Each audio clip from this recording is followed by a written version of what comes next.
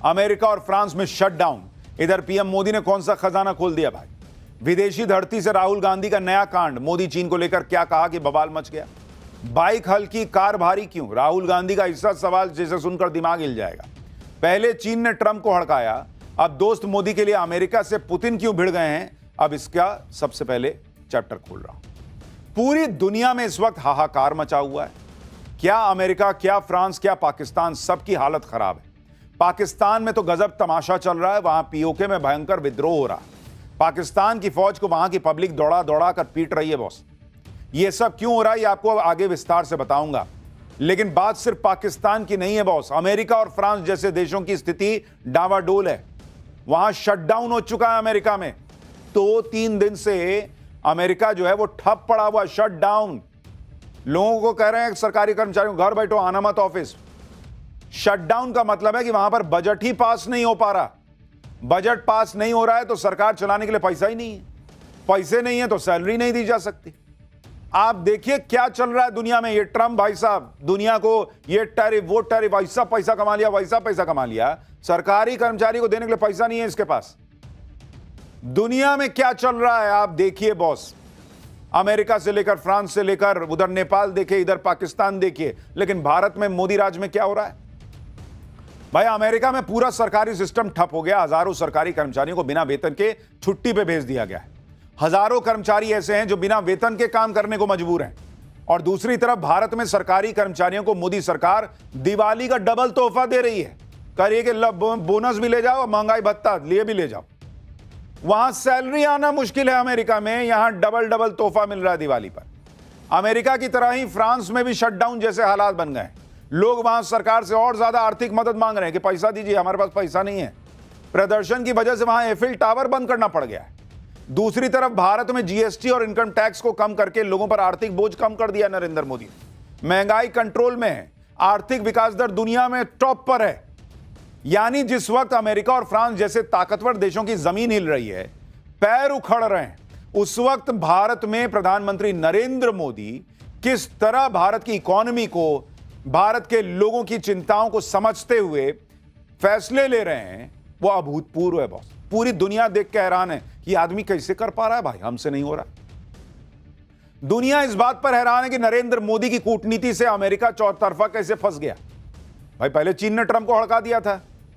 ये सब नहीं चलेगा दादागिरी, तुम क्या कर रहे हो। अब दोस्त मोदी के लिए पुतिन सीधे अमेरिका से भिड़ गए भाई। पुतिन ने कैसे भारत को लेकर ट्रंप की क्लास लगा दी, आज आपको यह भी दिखाऊंगा। लेकिन नरेंद्र मोदी की इस दमदार कूटनीति के बीच राहुल गांधी में कुछ नहीं बदला बॉस। उनको अभी भी कुछ नहीं दिख रहा। वो फिर विदेश गए हैं, फिर वही कांड कर रहे हैं। विदेश की धरती पर जाकर राहुल गांधी नया कांड करके आए। राहुल गांधी ने विदेशी धरती से मोदी और चीन पर ऐसा क्या कह दिया कि बवाल मच गया है। और ऐसी ऐसी बात कह दी है बॉस कि गाड़ी भारी क्यों होती है, बाइक हल्की क्यों होती है। पूरा छीछा लेदर हो गया। मजाक उड़ रहा है कि राहुल गांधी जो बोल रहे हैं इसको समझने के लिए दिमाग का फ्यूज उड़ जाएगा। राहुल गांधी की बात तो आगे करूंगा कायदे से, लेकिन पहले दुनिया में जो हो रहा है उसे देखना जरूरी है। क्योंकि जिस वक्त भारत में नरेंद्र मोदी इकोनॉमी के लिए बड़े बड़े फैसले ले रहे हैं और लोगों को लगता है कि इसमें क्या है, जो इकोनॉमी रॉकेट बनी है तो बनी है, जीएसटी में रिफॉर्म कर दिए तो कर दिए, महंगाई डबल डिजिट में नहीं जा रही तो क्या ही हो गया, हमारे डीए बढ़ा दिए तो बढ़ा दिए, क्या ही हो गया। बॉस ये जो बातें आपको छोटी छोटी लग रही हैं वो दुनिया के सिनारियों में देखिएगा तब आपको पता चलेगा कि बॉस भारत आज की डेट में कहां खड़ा है। अमेरिका जैसा ताकतवर देश बाप बाप कर रहा, फैसले नहीं ले पा रहा। 3 दिन हो गए अमेरिका का पूरा सिस्टम ठप पड़ गया है। 3 दिन से शटडाउन चल रहा है। अमेरिका में इस वक्त क्या क्या बंद हो चुका है आप देखिए, सुनिए। अमेरिका की स्पेस एजेंसी नासा बंद हो गई भाई, सिर्फ कुछ सर्विस चल रही है। 83% स्टाफ नासा का छुट्टी पे चला गया है। बताइए, जिसको जाना था चांद पे वो चल गए छुट्टी पे। शटडाउन की वजह से अमेरिका का एजुकेशन डिपार्टमेंट बंद हो गया। करीब 87% स्टाफ छुट्टी पर चला गया एजुकेशन डिपार्टमेंट का। ट्रंप जो पढ़ा रहे थे कि मैं अमेरिका को ग्रेट अगेन बना दूंगा, मागा अमेरिका ग्रेट अगेन। लोग कह रहे हैं मागा मतलब मेक अमेरिका गरीब अगेन है क्या जी।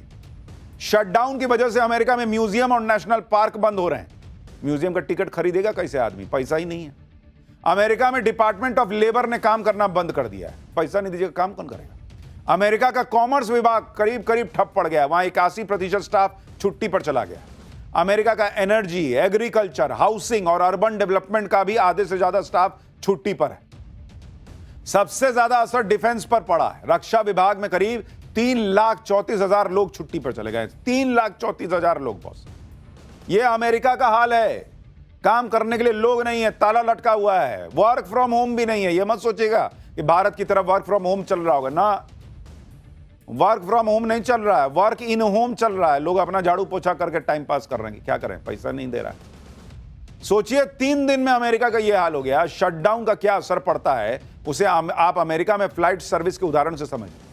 अमेरिका में एयरलाइंस ने अपने यात्रियों को पहले ही आगाह कर दिया कि शटडाउन की वजह से फ्लाइट सर्विस में देरी हो सकती है, क्योंकि अभी ट्रांसपोर्टेशन सिक्योरिटी एडमिनिस्ट्रेशन के ऑफिसर और एयर ट्रैफिक कंट्रोलर से जुड़े लोग बिना सैलरी के काम कर रहे हैं। अमेरिका में 60,000 ट्रांसपोर्टेशन सिक्योरिटी एडमिनिस्ट्रेशन के ऑफिसर हैं और 13,000 एयर ट्रैफिक कंट्रोलर्स हैं। ये वो लोग हैं जो शटडाउन में भी काम करते हैं, क्योंकि इनकी सर्विस को जरूरी माना गया है। लेकिन भाई वो कह रहे हैं कि हो सकता है धीरे धीरे काम करेगा। क्या प्रेशर बनाएंगे कि जल्दी जल्दी करो नहीं तो पैसा नहीं देंगे। वो कह रहा पैसा आइए नहीं रहा है, कौन सी जल्दी काम करूंगा, नहीं करूंगा, जाओ क्या करिए। पहले ही वो कह दिए कि लेट हो सकता है भाई, आइएगा टाइम पे आप एयरपोर्ट पे। अब अमेरिका में फ्लाइट सर्विस जारी रहेगी या ठप हो जाएगी, ये उन कर्मचारियों पर निर्भर करता है जो बिना वेतन के काम कर रहे हैं। अमेरिका की ऐसी हालत क्यों हो गई, इसे भी आपको समझना चाहिए। फिर बताऊंगा भारत में क्या चल रहा है। दरअसल अमेरिकी सरकार को चलाने के लिए हर साल बजट पास करना जरूरी होता है, लेकिन ट्रंप सरकार और विपक्ष के बीच अभी तक फंडिंग वाले बिल को पास करने पर सहमति नहीं बन पाई है। शटडाउन की वजह से सरकारी एजेंसियों को वेतन ही नहीं मिल पा रहा है और उसका असर यह हो रहा है कि गैर जरूरी सेवाएं और दफ्तर बंद हो गए, क्योंकि जब वेतन ही नहीं है तो दफ्तर खोल के कीजिएगा क्या। अमेरिका में इसे शटडाउन कहा जाता है।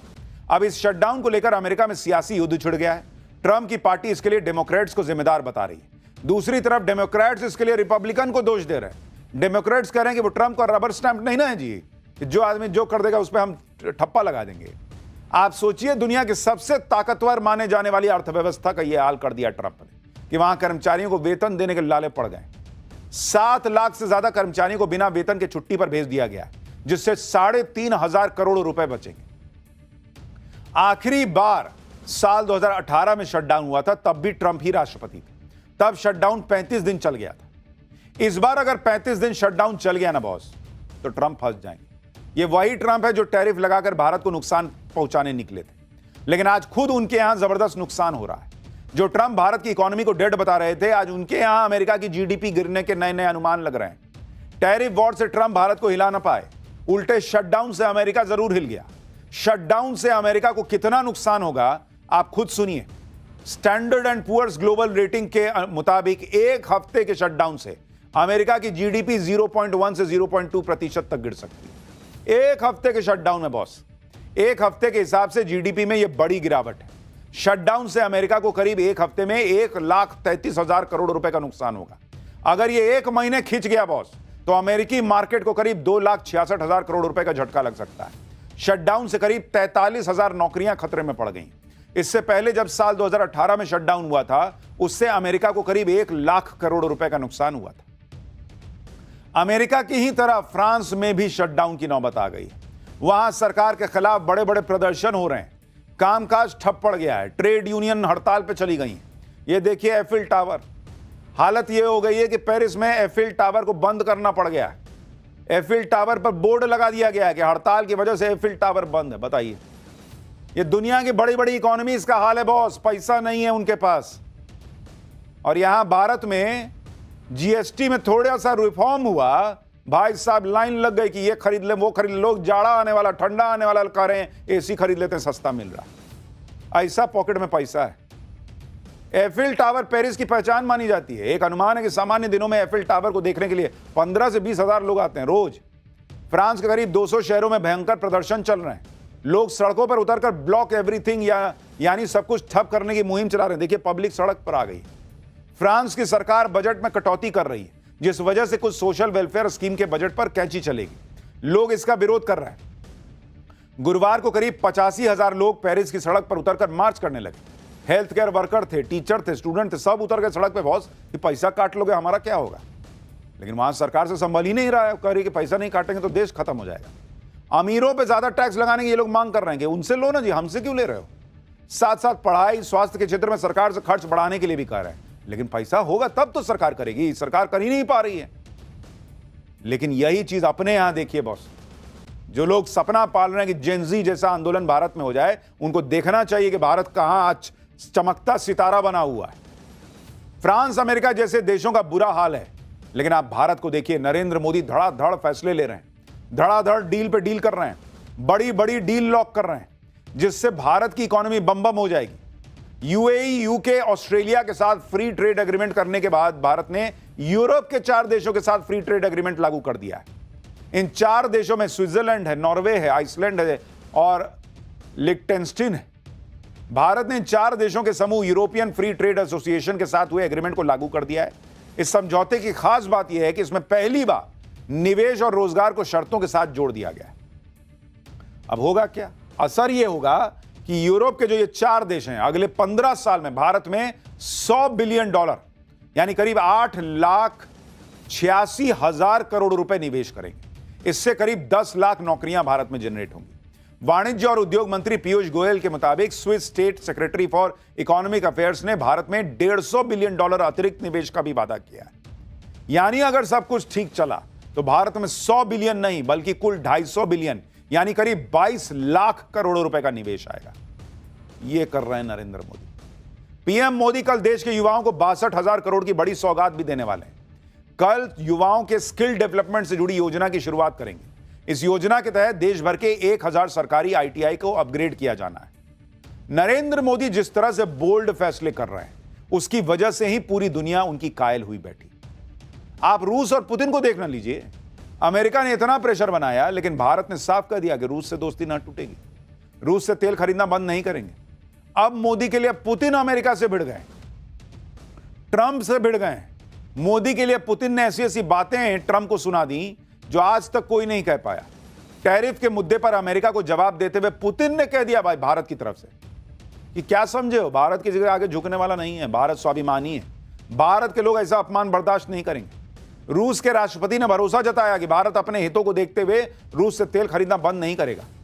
पुतिन ने कह दिया भाई कि पीएम मोदी को जानते नहीं हो, पीएम मोदी बहुत समझदार नेता हैं जो भारत के हित को प्रोटेक्ट करते हैं। यानी पुतिन जैसे बड़े बड़े नेता ट्रंप को समझा रहे हैं कि क्या मोदी से भिड़ रहे हो यार, नहीं जीत पाओगे। क्या नए भारत से भिड़ रहे हो, नहीं जीत पाओगे, अमेरिका को झुकना होगा भारत के सामने। यह भारत की रणनीतिक स्वतंत्रता और स्वायत्तता को दर्शाता है। दूसरी तरफ भारत में सियासी फायदे के लिए नरेंद्र सरेंडर जैसे नैरेटिव गढ़े जाते हैं। इसलिए आपको समझा रहा हूं ये कंपैरिजन। जिनको लगता है बहुत मामूली बात है, क्या है दुनिया में फास्टेस्ट इकोनॉमी बने, क्या है जीएसटी में रिफॉर्म हो रहा है, क्या है इतना 2-2 लाख 3-3 लाख का जीएसटी 3-3 लाख करोड़ का जीएसटी कलेक्शन आ जा रहा, क्या हो गया? ये हो गया बॉस, ये हो गया। अमेरिका के पास पैसे नहीं है देने के लिए। पीएम मोदी और भारत की तारीफ करते हुए रूस के राष्ट्रपति ने ट्रंप के टैरिफ की हवा निकालने वाला प्लान भी सामने रख दिया। और इस प्लान के तहत अमेरिका के टैरिफ की वजह से जो नुकसान भारत को हो रहा है, रूस उसकी भरपाई करने की कोशिश करेगा। रूस भारत के साथ अपने ट्रेड इम्बैलेंस को ठीक करेगा। दरअसल भारत रूस से बड़ी तादाद में क्रूड ऑयल खरीद रहा है, हथियार भी खरीदता है, लेकिन भारत बदले में रूस को उतना एक्सपोर्ट तो करता नहीं है, जिस वजह से दोनों देशों में ट्रेड डिफरेंस होता है। पुतिन ने अपनी सरकार को इस बारे में एक प्रपोजल बनाने के लिए कहा है ताकि भारत के साथ ट्रेड इम्बैलेंस को कम किया जा सके। पुतिन ने कहा कि ट्रेड इम्बैलेंस को हटाने के लिए रूस ज्यादा एग्रीकल्चरल प्रोडक्ट्स और मेडिसिन भारत से खरीद सकता है। पुतिन ने बेलारूस का उदाहरण देते हुए कहा कि भारत के साथ रूस का ट्रेड टर्नओवर $63 बिलियन है और बेलारूस के साथ $50 बिलियन, जबकि भारत की जनसंख्या 150 करोड़ है और बेलारूस की 1 करोड़। यह उदाहरण देते हुए पुतिन ने माना कि कई ऐसे सेक्टर हैं जिसमें ट्रेड को बढ़ाने की बहुत गुंजाइश है। यानी पुतिन कह रहे हैं भाई कि तुम मेरे दोस्त हो, तो यह क्यों होगा कि खाली तुम ही खरीदते रहोगे और मैं बेचता रहूंगा।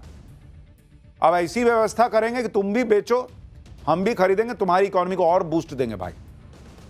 पुतिन इस साल दिसंबर में भारत भी आ रहे हैं। पुतिन ने कहा कि वो इस मुलाकात को लेकर बड़े एक्साइटेड हैं। वो अपने भरोसेमंद दोस्त मोदी से मिलने को उत्सुक है। दिसंबर में करेंगे, 5-6 दिसंबर के आसपास आएंगे। भारत की तारीफ करने के साथ साथ रूस के राष्ट्रपति ने ट्रंप की तगड़ी क्लास भी लगाई। तेल खरीदने पर भारत को कोसने वाले ट्रंप और उनके सलाहकारों को पुतिन ने आईना दिखा दिया। पुतिन ने वो आंकड़े सामने रख दिए जिससे अमेरिका का डबल स्टैंडर्ड सामने आ गया। रूस के राष्ट्रपति ने बताया कि खुद अमेरिका रूस से यूरेनियम खरीदता है, जबकि भारत को रूस से व्यापार करने से रोकता है। पुतिन ने कहा कि रूस अमेरिका को यूरेनियम बेचने वाला दूसरा बड़ा सप्लायर है। साल 2025 में अमेरिका को यूरेनियम बेचकर रूस को करीब $1.2 बिलियन मिलने का अनुमान। तो पुतिन ट्रंप को एक्सपोज कर रहे हैं भाई, भारत के लिए, मोदी के लिए, कि तुम लोग क्या मोदी के पीछे और भारत के पीछे पड़े हो जी? तुम तो खुद हमसे खरीद रहे हो, ना खरीदो हमसे। अगर तुमको लगता है मेरे पास पैसा आ रहा है इसलिए मैं यूक्रेन से लड़ रहा हूं, तो तुम खरीदना यूरेनियम बंद कर दो। भारत से क्या भिड़ रहे हो, नौटंकी करते हो। पुतिन ने एक ही झटके में उस अमेरिका को एक्सपोज कर दिया जो यूक्रेन युद्ध के लिए भारत को जिम्मेदार ठहराने में लगा हुआ था। यही वजह है कि जब ट्रंप ने यूरोप के देशों से भारत पर टैरिफ लगाने के लिए कहा तो यूरोप के देश भी पीछे हट गए। यूरोप के देश ये जानते हैं कि जब वो खुद रूस से अपनी एनर्जी जरूरतों को पूरा कर रहे हैं तो किस मुंह से भारत को रोकेंगे बॉस। यानी एक तरफ तो दुनिया के बड़े बड़े नेता भारत की ताकत को मान रहे हैं, नरेंद्र मोदी के नेतृत्व में नए भारत का जलवा मान रहे हैं, और राहुल गांधी, कांग्रेस पार्टी, भाई ये लोग ऐसा माहौल बनाने में लगे हैं जैसे मोदी ने सब बर्बाद कर दिया। For more of such videos, do like, share and subscribe to ET Now Swadesh.